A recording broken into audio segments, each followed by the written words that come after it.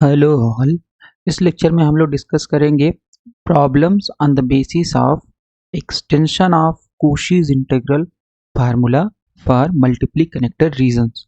Okay, तो अगर हम बात करें हमारे पास एक्सक्यूज मी, तो हमारे पास होता है Cauchy's integral formula. Extended version of Cauchy's integral formula क्या होता है कि सपोज आपके पास यहाँ पे एक कोई कर्व है। ओके, तो अगर ये सिंपल इस तरीके से होता कर्व आपके पास, तो this is your simply connected, क्योंकि अगर इसको आप श्रिंक करोगे तो ये एक पॉइंट पे जाकर के श्रिंक हो जाएगा सब तरफ से, है ना। अगर सब तरफ से इसको हम दबाएं तो ये जाकर के एक पॉइंट पे श्रिंक होगा। लेकिन अगर यहाँ पे छोटे छोटे होल्स हैं इस तरीके से इस तरीके से इस तरीके से, अगर छोटे छोटे होल्स हैं तब ये कौन सा कर्व बन जाएगा, then this curve will be your multiply connected regions.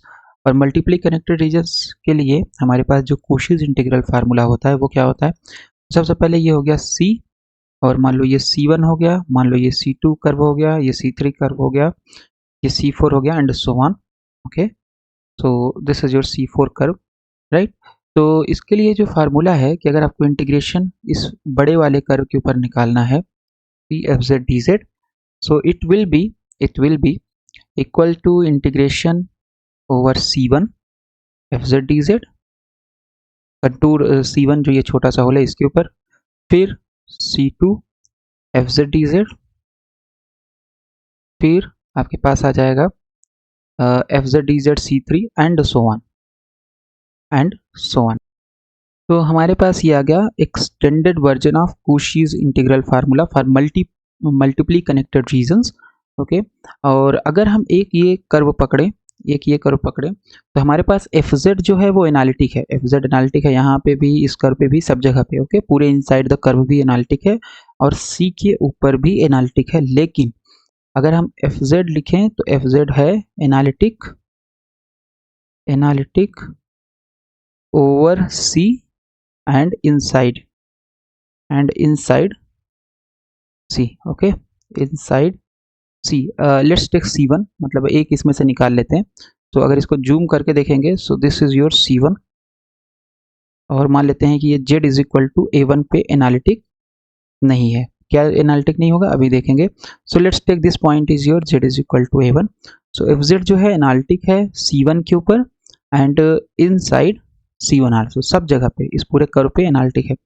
लेकिन अगर आप FZ अपान Z माइनस A1 ले लोगे तो क्या होगा, तो देखो सब जगह एनालिटिक है, लेकिन जैसे ही Z बराबर A1 इस पॉइंट पे आप आओगे तो इसमें जैसे ही Z बराबर A1 रखोगे तो A1 माइनस A1 जीरो हो जाएगा, दिस इज जीरो, और पूरा टर्म हो जाएगा infinite. So this will become infinite, this is infinite या not analytic. Z is equal to A1 analytic over analytic everywhere except Z is equal to A1. So okay, so let's write it as like this. So Fz upon Z minus A1 is analytic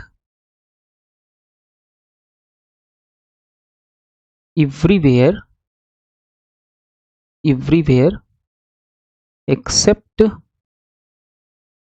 Z is equal to A1, है ना, क्योंकि Z is equal to A1 जैसे रखोगे ये आपका infinite हो जाएगा। तो अगर ऐसा केस है तो हमारे पास Cauchy इंटीग्रल फार्मूला क्या होता है, Fz upon Z minus A1 over curve C1 dz is equal to 2 pi I, और ये बराबर हो जाएगा एफ ए के। Okay, so 2 pi I is equal to F A के बराबर हो जाएगा। और हमारे पास प्रॉब्लम 1 जो है, अब उसको हम सॉल्व करते हैं। तो बेसिकली हम लोग इसमें दो यूज़ करेंगे, एक है आपके पास ये relation extended version of Cauchy integral formula, और एक है आपके पास ये, है ना। ओके, सो Cauchy इंटीग्रल फार्मूला। तो अब हम लोग प्रॉब्लम सॉल्व करते हैं। तो हमारे पास जो प्रॉब्लम है, लेट इंटीग्रेशन e की power ZT upon Z square plus 1 dz, Z square plus 1 dz is equal to FZ, ये हमने मान लिया, और dz मान लिया। ओके, तो इस कर्व है आपके पास सी, यहाँ पे सी कर्व है, यहाँ पे सी कर्व है। ओके, और ये आ जाएगा। सो इसका मतलब एफ जेड हो जाएगा आपके पास ई की पावर जेड टी अपॉन, तो दिस इज योर ई की power z t upon z square plus one. तो इसका मतलब एफ जेड इनफाइनाइट होगा when you have z square plus one is equal to zero, या z square is equal to minus one. Okay, और आप इसको उधर ले जाओगे तो हो जाएगा z is equal to plus minus under root minus one. Okay, so let's do that. Z is equal to plus minus under root minus one. Okay, और अगर ये वन होता तो वन का अंडर रूट वन होता, लेकिन ये minus under root minus one, तो अंडर रूट माइनस वन को हम लोग क्या लिखते हैं, आई। ओके, तो that is your z is equal to plus minus i. तो इसका मतलब है at z is equal to plus i and z is equal to minus i, your f z is not analytic. Okay, जैसे ही आप f z में z is equal to i रख दो या माइनस आई रख दोगे, वो इनफाइनाइट हो जाएगा। Okay, so this is the singularity. Singularity का मतलब है जिस पॉइंट पे एफ जेड आपका एनालिटिक नहीं है। तो ये हमने सिंगुलैरिटी निकाल लिया। फिर इसके बाद हम लोग कर्व ड्रॉ करते हैं। तो मान लेते हैं हमारे पास ये है X axis, suppose this is your X axis and suppose this is your Y axis. so this is your positive x axis, negative x axis, positive y axis and negative y axis, and the curve for problem number 1 is given as mod z is equal to 3. okay, so curve क्या दिया गया है, mod z is equal to 3। z बराबर हम लोग रखते हैं x plus आई Y, और ये आ गया 3, और ये एब्सोल्यूट वैल्यू है। तो एब्सोल्यूट वैल्यू कैसे निकलता है, रियल पार्ट का square, so that is your x square plus imaginary part का square that is y square is equal to 3। दोनों साइड स्क्वायर कर दोगे तो आ जाएगा x square plus y square is equal to 3 square.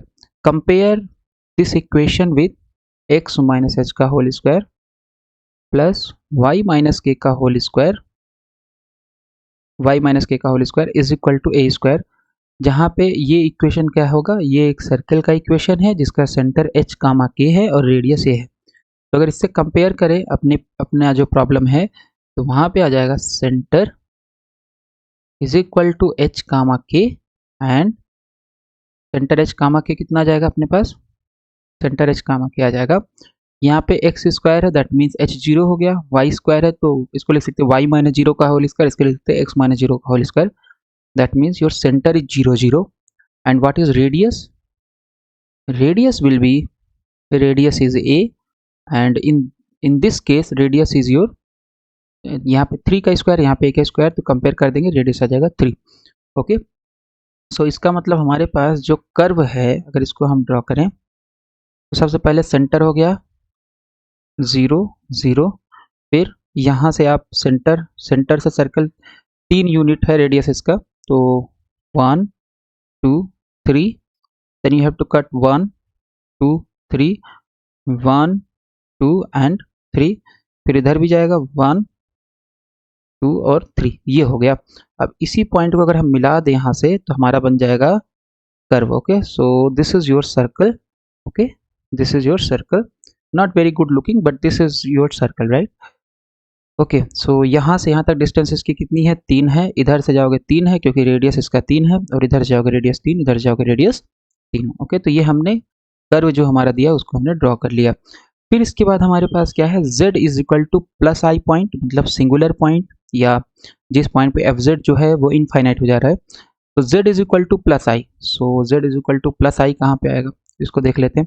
So z is equal to plus i, अगर आप इसको हम कंपेयर करोगे तो z is equal to plus i है, तो इसको हम क्या लिख सकते हैं, प्लस आई, तो यहाँ 0 लिख सकते हैं, है ना, 0 प्लस आई, तो कोई फर्क नहीं पड़ेगा। कंपेयर करेंगे इसको x प्लस आई वाई से, तो x प्लस आई वाई से अगर कंपेयर करोगे, so this is x plus I Y, तो मतलब x की वैल्यू कितनी हो गई, x की वैल्यू हो गई 0 और y की वैल्यू हो गई 1। तो इसका मतलब z is equal to I जो है वो एक्चुअल में 0 कामा 1 पॉइंट है अर्गान डायग्राम पे। Okay, similarly z is equal to, अगर आप माइनस आई लोगे तो इसको लिख सकते हैं 0 minus i, and that means it is your 0 minus 1। Okay, 0 minus 1 आ जाएगा। तो 0 कामा 1, सॉरी 0 कामा 1 मतलब x पे 0 कट करे y पे 1, सो x पे 0 y पे 1, इसका मतलब ये पॉइंट हो गया आपके पास 0 कामा 1, या इसको हम लिख सकते हैं z is equal to plus I.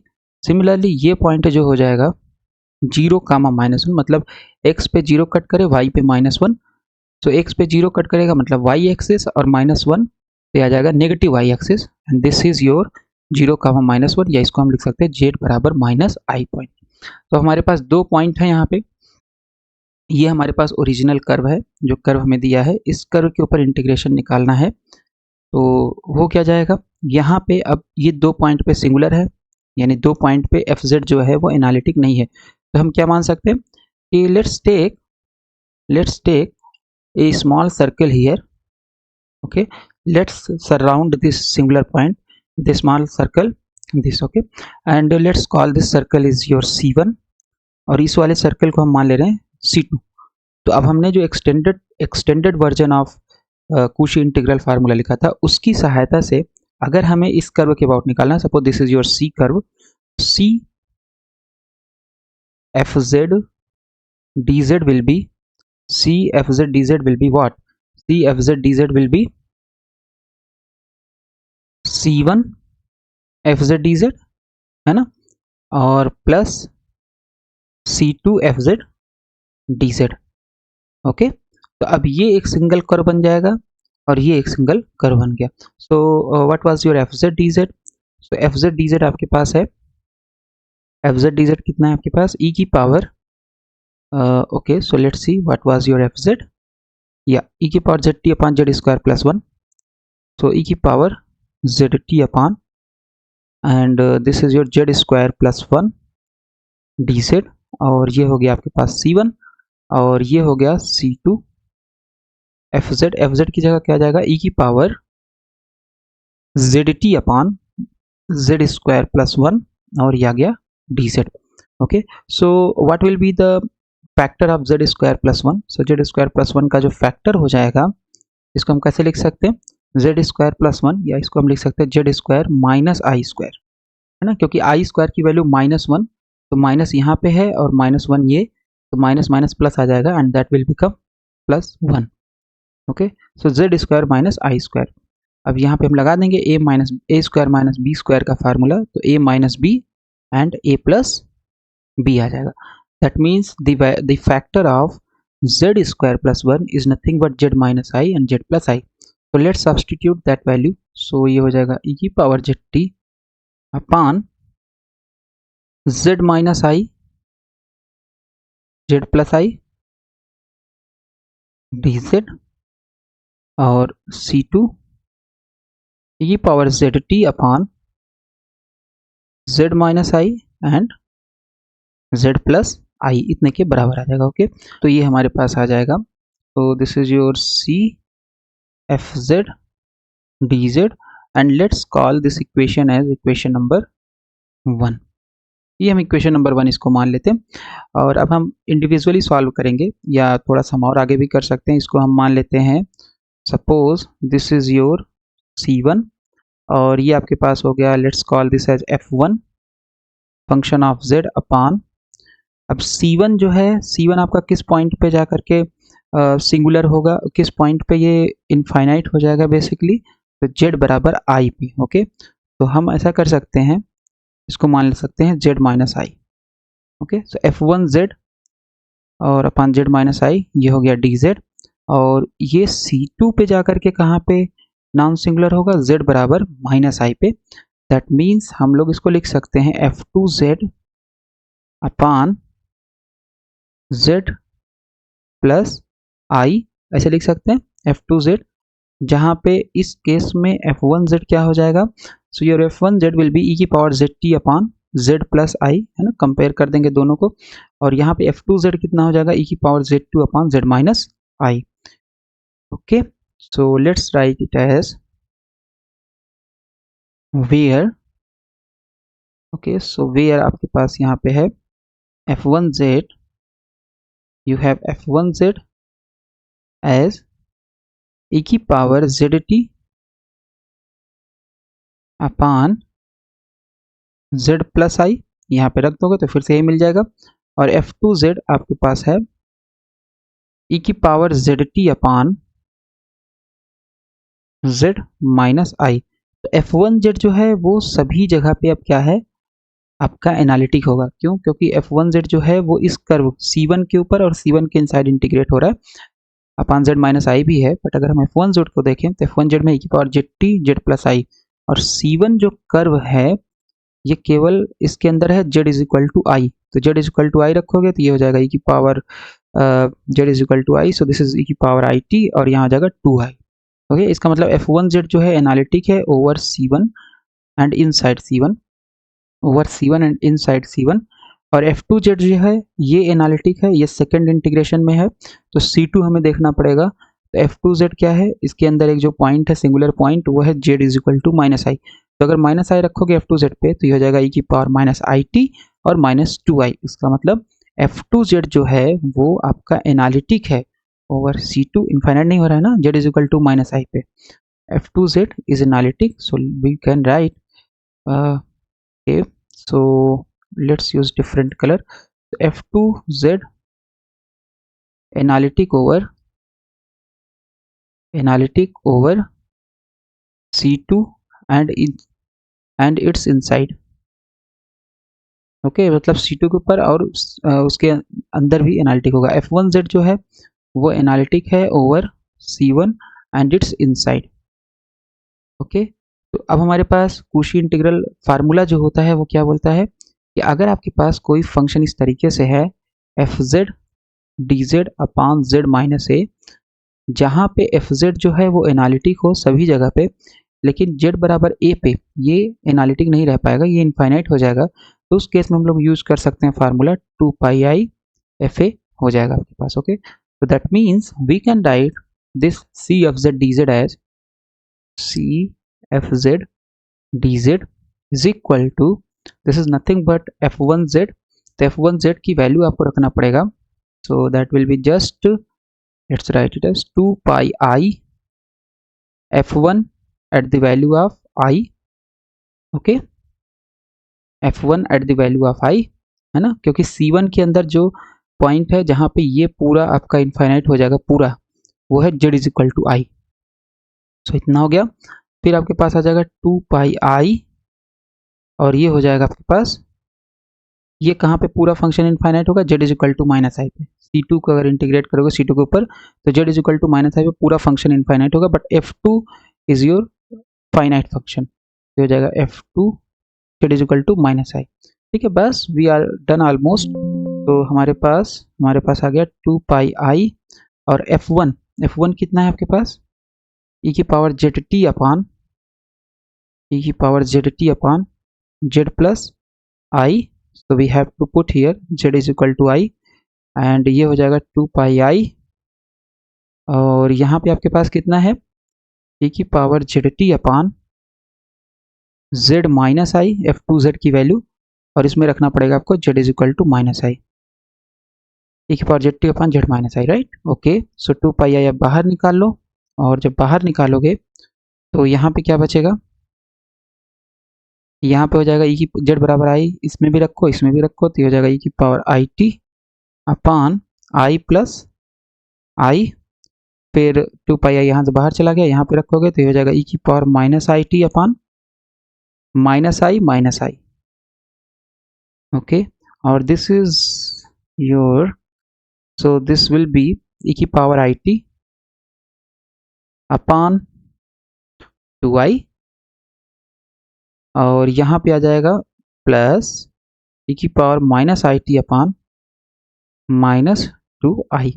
Okay, so 2i दोनों में से कॉमन अगर हम ले लें तो हमारे पास वैल्यू आ जाएगी c F Z D z, it is nothing but 2 pi i, 2i common ले रहे हैं, और ये हो जाएगा आपके पास e की पावर आई टी बचेगा, तो दिस इज योर e की पावर आई टी माइनस e की पावर माइनस आई टी बचेगा। ओके, राइट, और तो इसका मतलब हमारे पास सिंस e की पावर आई टी जो होगा, यानी e की पावर आई थीटा जो होता है cos t प्लस आई साइन t, तो अगर माइनस लोगे तो माइनस आई टी, तो टी बराबर माइनस टी रखोगे तो ये हो जाएगा cos माइनस थीटा बराबर cos थीटा, तो ये प्लस रहेगा, लेकिन sin माइनस थीटा बराबर माइनस साइन थीटा, तो दिस विल बी नेगेटिव। दोनों को अगर आप सब्ट्रैक्ट कर दोगे तो साइन की वैल्यू आ जाएगी। तो इसका मतलब है e की पावर आई टी माइनस e की पावर माइनस आई टी अगर आप करोगे तो this is your 2i sine t. Okay, तो साइन ये जितनी वैल्यू है आपके पास e की पावर आई टी, e की पावर माइनस आई टी की जगह हम लोग लिख सकते हैं क्या, 2i साइन टी। ओके, सबसे पहले 2i यहाँ से 2 और i कैंसिल हो गया, तो यहाँ बचा पाई, और इसकी वैल्यू कितनी है, this is your 2i sine t. Okay, तो इसका मतलब हम लोगों ने प्रूफ कर लिया जो हमसे बोला गया था, e की पावर जेड टी, ये एफ जेड की वैल्यू रख देंगे, तो दिस वाज योर e की power z t upon z square plus 1 d Z.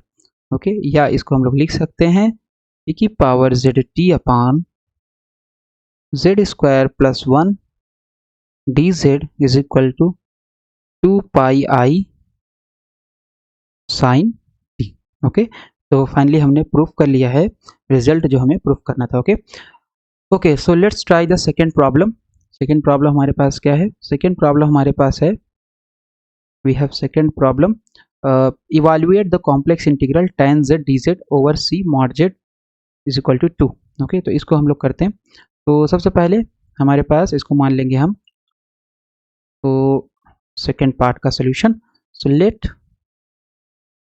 Integration f Z D z over contour c या over curve c, this is your tan z dz। Okay, तो इसको हम लोग क्या लिख सकते हैं, so that means you have here f z is equal to tan z आपके पास है ना, तो इसको आप लोग लिख सकते हो f z sine z, tan z बराबर sine z upon cos z। So f z is not analytic at cos z is equal to 0। तो cos z is equal to 0 किस किस पॉइंट पे होगा, so cos z cos pi by 2 की value 0, cos 3 pi by 2 की value 0, cos 5 pi by 2 की value 0। सो ये आ जाएगा आपके पास। सो अगर cos z 0 है तो इसका मतलब है ये एंगल आपका कौन सा एंगल करेस्पॉन्ड करेगा, तो that angle is nothing but z बराबर पाई बाई 2 हो सकता है ना, पाई बाई 2 रखोगे 0, फिर 3 पाई बाई 2, फिर 5 पाई बाई 2, फिर 7 पाई बाई 2, फिर 9 pi by 2 and so on. मतलब odd integer multiple of pi by 2 अगर है तो वहां पे cos z की वैल्यू 0 हो जाएगी। तो इसका मतलब है एफ जेड जो होगा इन सभी पे एनालिटिक नहीं होगा, एफ जेड की वैल्यू इन सभी पॉइंट पे एनालिटिक नहीं होगी। ओके, सो अगर ऐसा है, अगर आपका ऐसा है तो हम लोग क्या यूज कर सकते हैं, सबसे पहले हमें ड्रॉ करना पड़ेगा कर्व। तो let's draw that. So curve आपके पास दिया है, कर्व दिया है mod z is equal to 2। So curve दिया है mod z is equal to 2, that means mod x plus I y is equal to 2। Okay, तो अब एब्सोल्यूट वैल्यू है, तो एब्सोल्यूट वैल्यू को हम लोग कैसे सॉल्व करते हैं, तो ये हो जाएगा x square plus y square is equal to 2, और अंडर रूट हटाओगे आप तो ये हो जाएगा x square plus y square is equal to 2 का स्क्वायर। तो basically this is circle with centre at 0 0, क्योंकि x माइनस एच का whole square plus y minus k का whole square, that means h बराबर 0 एंड k बराबर 0। And what will be the radius, radius is your this a का square. So radius आपके पास यहाँ पे आ जाएगा, सो let's write it here, radius हो गया 2 के बराबर। इसको प्लॉट करें तो सपोज ये रियल एक्सिस है, that is your z axis, sorry x axis, और ये आपके पास है आपके पास इमेजिनरी एक्सिस, और इमेजिनरी एक्सिस है, सो this is positive x axis, negative x axis, positive y axis, negative y axis। okay, so let's draw this curve। so this is your 0 0 0 0 point हो गया, तो रेडियस 2 मतलब सेंटर से 2 unit आगे, सो 1 unit 2 unit, फिर इधर भी 2 यूनिट जाएगा क्योंकि सेंटर है, तो सेंटर से इधर भी 2 कट करेगा सर्कल, फिर इधर भी 2 कट करेगा, फिर 1 2 यहाँ पे। अब ये 2 यूनिट है तो इसको आप ऐसे मिला दीजिए, और यहाँ पे आपका ये बन जाएगा circle. Okay, so this is your circle. Okay, so ये आपके पास कर्व बन गया। Let's okay, so let's make the direction anti clockwise. तो ये आ गया आपके पास। अब यहाँ पे इसके बाद फिर हमें देखना पड़ेगा π/2, 3π/2, 5π/2, इसमें से कौन सी वैल्यू जीरो होगी। ओके, और एक तो ये कास जेड जो है π/2 पे जीरो हो सकता है। क्या कास माइनस π/2 पे जीरो होगा? आंसर है यस, कास माइनस π/2 पे भी जीरो होगा। ओके, तो यहाँ पे आप प्लस माइनस दोनों यूज करो, क्योंकि प्लस लो चाहे माइनस लो दोनों पे ही जीरो होगा, right. Okay, so we have to consider both plus and minus. Okay, so let's first plot this point z is equal to π/2। तो अगर z इज इक्वल टू π/2 आप लोगे तो पाई की वैल्यू है 3.14, डिवाइड करोगे 2 से, सो दैट विल बी 3.14, और अगर इसको आप डिवाइड करोगे 2 से सो ये आ जाएगा 1, और ये हो गया 5, तो और ये हो गया 7, दैट इज मीन्स 1.57, कितना आ जाएगा? 1.57 आ जाएगा। So z is equal to, यहाँ पे अगर हम लिखें z is equal to π/2, that means x plus I y से अगर कंपेयर करोगे π/2 को, तो यहाँ पे आप लिख सकते हो 0, कोई दिक्कत नहीं है, π/2 प्लस 0 π/2 होगा, इंटू आई, है ना। तो कंपेयर जब करोगे सो दिस इम्प्लाइज x बराबर π/2 एंड y बराबर 0। तो हमारे पास पॉइंट क्या बन जाएंगे अर्गान डायग्राम पे? π/2 कामा 0। ओके, सिमिलरली अगर आप माइनस π/2 लोगे तो उसके लिए भी पॉइंट आ जाएंगे जस्ट माइनस π/2 कामा 0। तो π/2 का मतलब हो गया 1.57, सो 1.57 कामा 0 दिस विल बी, यानी x पे 1.57 कट करे और आपके पास y पे 0 कट करे, सो 1.57 x पे कहाँ आएगा? अप्रॉक्सीमेटली यहाँ आ जाएगा 1.57। So this is your point z is equal to plus π/2, ये वाला जो पॉइंट है। और फिर आपके पास है सिमिलरली यहाँ पे एक माइनस भी आएगा, है ना, ये वाला जो हमें प्लॉट करना है माइनस π/2, तो ये आ जाएगा z is equal to minus π/2 point. Okay, right, ये पॉइंट हो गया। फिर इसके बाद क्या है 3π/2, तो 3π/2 अगर आप करोगे तो इसका 3 से मल्टीप्लिकेशन, तो 3 से मल्टीप्लिकेशन जैसे मतलब 3π/2 अगर करोगे तो इसी तरीके से निकालोगे, तो यहाँ जाएगा 3π/2 प्लस में और माइनस में 3π/2। तो ये दूसरा पॉइंट कहाँ लाई करेगा? दूसरा पॉइंट आपका लाई करेगा यहाँ कहीं पे, तो दिस इज योर माइनस 3π/2, है ना। एक्चुअल में 1 2 3 इससे भी बाहर जाएगा और इससे भी बाहर जाएगा एक्चुअल में, but let's draw it here. So ये हो गया 3π/2, z इज इक्वल टू 3π/2। तो इसका मतलब है कंटूर के अंदर केवल 2 पॉइंट आ रहे हैं, एक पॉइंट ये है, एक पॉइंट ये है। Okay, so let's draw the circle. मान लेते हैं हमारे पास इसके अंदर एक कर्व, एक इसको हम ऐसे सर्कल बना सकते हैं, and let's take this curve as C1 और let's take this curve as C2। तो इसका मतलब है अगर आप इस पूरे के अंदर निकालोगे तो ये बराबर हो जाएगा according to extended form of Cauchy integral formula, that is fz dz over c is nothing but fz dz over c1 फिर c2 fz dz। ओके, इतनी वैल्यू आ जाएगी। And what is your fz? तो fz जो है क्या आ जाएगा, इसको लिख लेते हैं हम लोग। सो fz आपके पास है, so it is your sine z upon cos z, sine z upon cos z, and then you have dz, और फिर यहाँ पे आ जाएगा c2 sine z upon cos z, और ये भी आ गया आपके पास dz। Okay, so let's call this function as, इसको हम लोग मान सकते हैं। अब देखो प्रॉब्लम कहाँ पे हो रही है? प्रॉब्लम हो रही है cos z पे, क्योंकि यहाँ पे जो C1 कर्व है इसमें है z बराबर π/2, और बाहर वाले जितने भी पॉइंट उनसे तो हमें मतलब ही नहीं। यहाँ पे माइनस 3π/2, फिर minus 5/2, minus 7π/2 and so on इधर चला जाएगा, और फिर इधर आपका आ जाएगा माइनस प्लस 3π/2 तो है ही, 5π/2, 7π/2 सब बाहर जाएंगे कर्व से, तो उससे हमें मतलब नहीं। हमें केवल कर्व के अंदर जो भी पॉइंट लाई कर रहा है उसको हमें कंसिडर करना होता है। ओके, सो ये आ जाएगा इतना, and let's call this as, इसको हमने मान लिया f1 z upon cos z c1 dz और f2 z upon cos z c2 dz. Okay, where f1z जो आपके पास है ये हो जाएगा, यहाँ से कंपेयर करोगे sin z, एक्चुअल में f2z भी वही है, there is no problem. Okay right. Okay, तो ये है आपके पास, है ना. तो C1 कर्व को अगर हम थोड़ा सा जूम करें, तो C1 कर्व क्योंकि f1z का इंटीग्रेशन होगा C1 के ऊपर, तो C1 कर्व को अगर हम जूम करेंगे, सो दिस इज योर C1 और ये पॉइंट है आपके पास z is equal to π/2. C1 को हमने जूम किया है यहाँ पे, so that means sin z, और sin z क्या है आपका f1z बराबर sin z. तो ये सब जगह पे आपका एनालिटिक है, सब जगह पे क्या है, एनालिटिक है ना. चाहे π/2 हो, चाहे कर्व हो, चाहे जहाँ हो, ये एनालिटिक है. Is analytic but f1z upon cos z. तो cos z जैसे z बराबर π/2 रखोगे इज नॉट एनालिटिक, इनफाइनाइट हो जाएगा. Is not analytic when you have z is equal to π/2.